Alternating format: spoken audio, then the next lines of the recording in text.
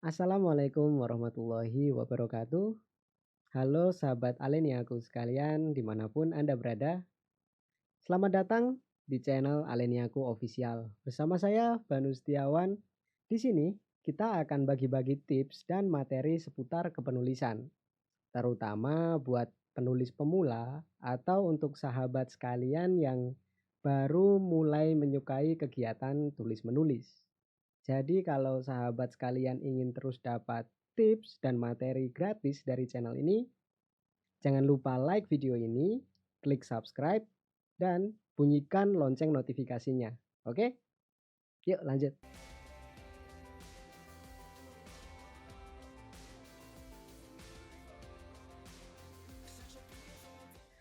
Baik, untuk materi selanjutnya kita masuk. Kemarin kita udah bahas tentang jenis-jenis tulisan dan juga kita udah bahas soal outline atau kerangka naskah. Kita masuk ke materi yang ketiga, yaitu memulai proses menulis dengan mudah. Seperti biasa kita sapa-sapa dulu. Nah, setelah menentukan tema dan membuat outline, maka langkah selanjutnya adalah mulai menulis. Namun, menulis pun juga tidak bisa sembarang asal nulis. Pastikan kita bisa memberikan nyawa ke dalam tulisan kita. Sehingga ketika pembaca sedang membaca tulisan kita akan terhanyut ke dalam tulisan dan ikut serta masuk ke dalam emosi dalam tulisan tersebut. Nah, sehingga pembaca bisa mendalami apa yang telah kita tuliskan. Untuk itu, kita perlu menulis dengan emosi. Emosi seperti apa yang dimaksud? Yuk, simak e-booknya. Oke, kita ngomongin dulu sih, menulis dengan emosi. Ini bukan berarti nulis sambil emosi, sambil marah-marah atau sambil banting piring, banting gelas. Bukan emosi yang seperti itu. Tapi, nah ini ada penjelasannya. Tahukah kamu bahwa seseorang itu bisa menulis dengan emosi ketika melibatkan perasaan ke dalamnya. Jadi emosi yang di sini itu emosi yang benar-benar secara bahasa yang artinya itu adalah perasaan atau feeling atau reaksi terhadap sesuatu yang terjadi di dalam hati. Untuk itu, belajarlah untuk mulai menulis dengan hati dan perbaiki tulisan dengan pikiran. Dengan bahasa yang lebih sederhana, menulislah dengan semua ekspresi emosi yang kita miliki, seperti sedih, bahagia, terharu, gembira, dan berbagai perasaan yang lain. Dan bahkan perasaan itu bisa digali menjadi energi dan pesan yang disampaikan lewat tulisan. Ketika kita menulis hanya melibatkan pikiran saja, maka hanya sampai ke pikiran pembaca. Jadi nggak sampai ke hati, nggak sampai nyentuh perasaan dari pembaca. Namun apabila kita melibatkan emosi yang tersampaikan melalui kata-kata dan kalimat, maka juga akan sampai ke hati. Nah, bagaimana cara membuat tulisan menggunakan emosi? Oke, pertama kita menuliskan berdasarkan pengalaman hidup. Ini salah satu cara paling mudah biar kita bisa melibatkan emosi ke dalam sebuah tulisan. Kenapa begitu?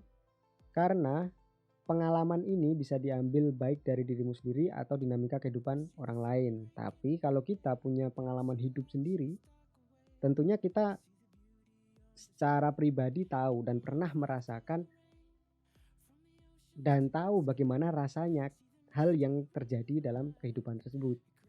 Ketika kamu mengalami berbagai dinamika, emosi yang kemudian kamu mencoba untuk meresapinya dan memanggil kembali memori-memori tersebut sehingga kamu memiliki kalimat yang tepat untuk mewakili perasaanmu. Nah, itu yang pertama.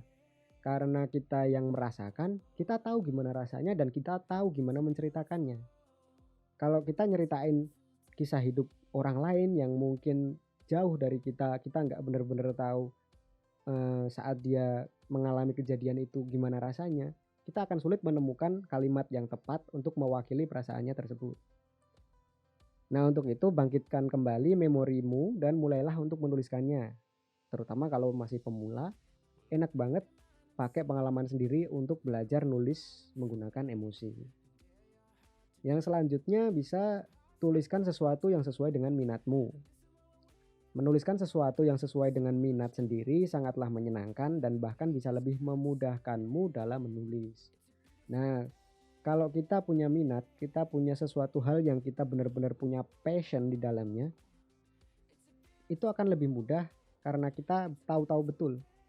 Kita benar-benar menekuni kegiatan tersebut. Nah, di sini contohnya kamu menekuni dunia petualangan seperti naik gunung. Lalu kamu mulai bergaul dengan orang-orang yang suka mendaki gunung, mengamati, menggali banyak informasi dan bahkan merasakan langsung.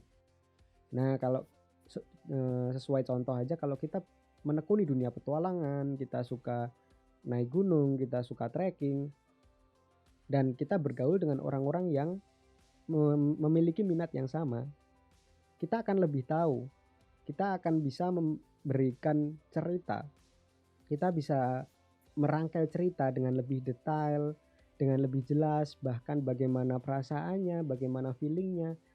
Apalagi buat yang baru pertama kali, ya seumpama udah lama banget pengen naik gunung, pengen ngerasain dunia alam, terus tiba-tiba akhirnya kejadian juga, berhasil sampai puncak, lihat matahari terbit, lihat awan-awan lihat samudra di atas awan dan lain sebagainya.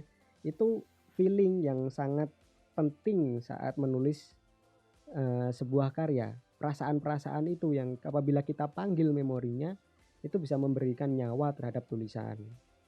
Dan terutama apabila memang kita membawakan sebuah tema atau tulisan yang kita punya minat, kita punya passion di dalamnya, kita itu akan menuliskannya dengan keadaan senang, keadaan bahagia, dengan mood yang bagus. Nah, apabila moodnya bagus, menuliskannya juga bahagia, hasil tulisannya insya Allah bisa maksimal. Nah, yang terakhir ini ketika ingin menyampaikan suatu pesan tertentu. Nah, kalau kita udah sampai mana tadi? Ketika ingin menyampaikan suatu pesan tertentu. Nah, tulisan yang melibatkan emosi di dalamnya, maka pesan dalam tulisan tersebut bisa tersampaikan dengan baik.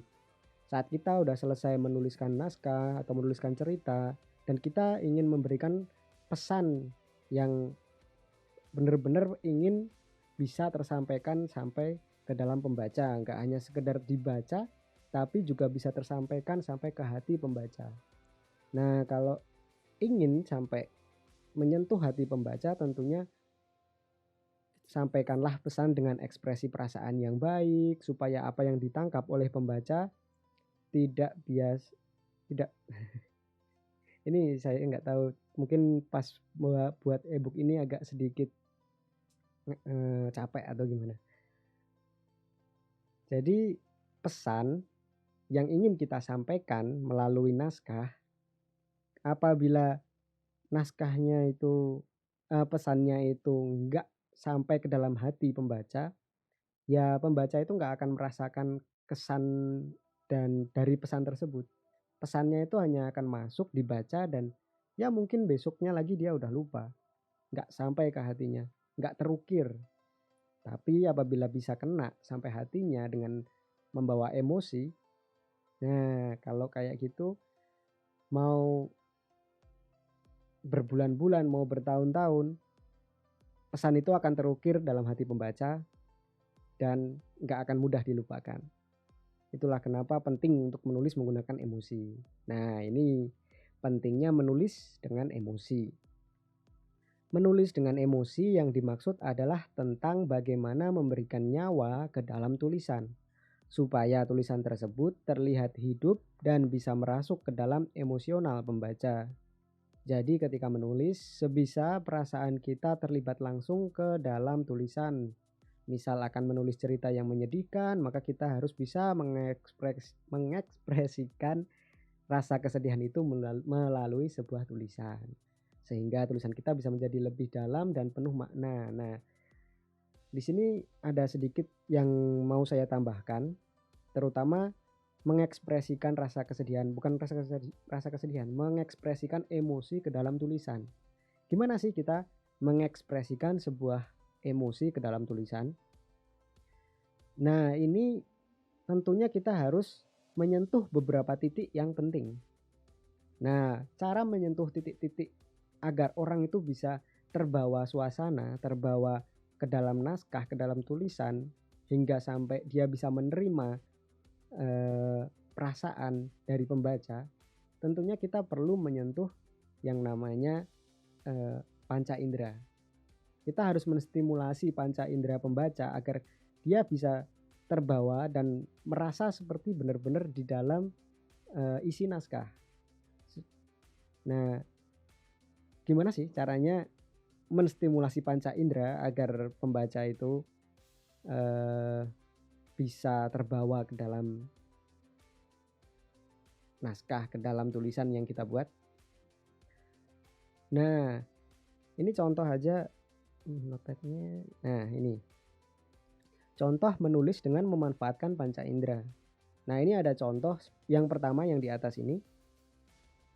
Ini adalah contoh kita kalau menulis dengan biasa-biasa aja, kita hanya memanfaatkan pikiran, kita menulis sesuai apa adanya tanpa menggunakan emosi dan enggak memanfaatkan panca indera sebagai gerbang masuk ke dalam hati pembaca.